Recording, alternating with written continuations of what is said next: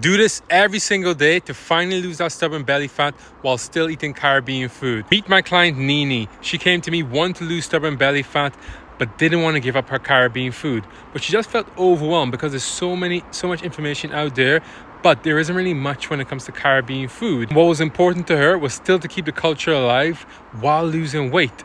Fast forward, we managed to lose over 15 kg without giving up Caribbean food. You don't need to cut out Caribbean food at all. You just need a system that allows you to eat it while still losing weight. So I'm going to make a promise to you from this video. I'm going to give you 5 simple rules that I teach my clients that you can follow from today.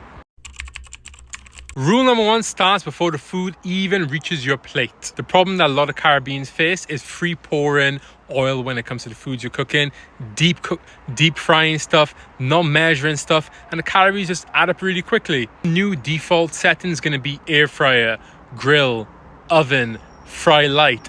Deep frying is okay, but we're going to make this occasionally because the calories really add up when you deep fry things. Example, yesterday I made some bakes, which are already fairly calorie dense. But if I was to deep fry these bakes instead of air frying them, the calories would just be crazy. It was the same taste, I just cooked it in a different manner using an air fryer. Number 2, measurements. If we don't measure anything, how do we know what we need to adjust? And there's a couple ways you're going to approach measurements.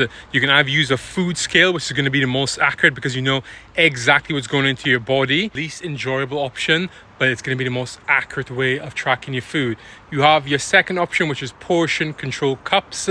This isn't perfectly accurate when it comes to calories because different foods are going to be very different in regards to volume that fits inside these cups, but at least we have some metric to work off. If the weight isn't dropping, we know we can make some kind of adjustment. Here's how we're going to approach building a better plate. See, this is where a lot of Caribbeans get it completely wrong. We're going to start off with carbohydrates. On your typical Caribbean plate, huge amounts of rice, loads of plantain. So here's how we're going to approach things going forward. Certain carb sources you're going to be able to get away with having more volume, and certain you can't get away with having as much because the calorie content is going to be too high and you're going to potentially blow out your calorie deficit. So what I've done to make this a lot easier, I've come up with a list with foods you can get away with having more than 1 cup and foods not so much. Same with all the different macros, your fats and your protein. So check the link in the description and you can download it to make this way easier for you. If I was trying to lose stubborn belly fat fast, I would start off with 1 cup of carbs on my plate.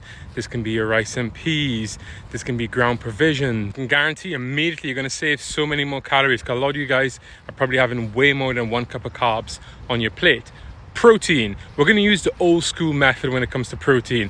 You're going to start off with either 1 palm-sized serving of protein to 1.5 palm-sized serving of protein. If it's a leaner cut of protein, you can get away with having up to 1.5. If it's a fattier option, something like oxtail or your goat meat, you're going to have less of it, right?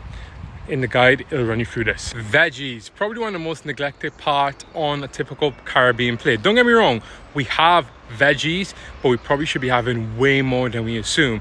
I would probably recommend starting off with at least 2 to 3 cups of veggies on your plate, whether it's callaloo, cabbage, okra.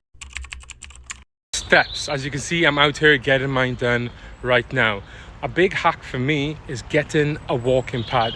Invest in one of these guys because you can do it whilst you're on calls, do it after you eat meals, and it's just convenient because it's literally inside your house. The key with daily steps is to build yourself up slowly. You don't have to try and do 10,000 steps right at the get-go. In fact, you don't even need to get to 10,000 steps. Just get above 5,000 steps because the closer you are to getting to that 10,000 steps, it just speeds things up. What I'm going to do is I'm going to put the link to the walking pad that I personally use in the link in the description box so you can check it out and get one for yourself because honestly, it really makes getting steps done so much more convenient.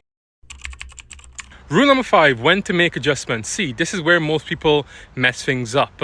They're losing weight consecutively, then all of a sudden they see the weight not move for a couple of days, then they panic right away and they make changes.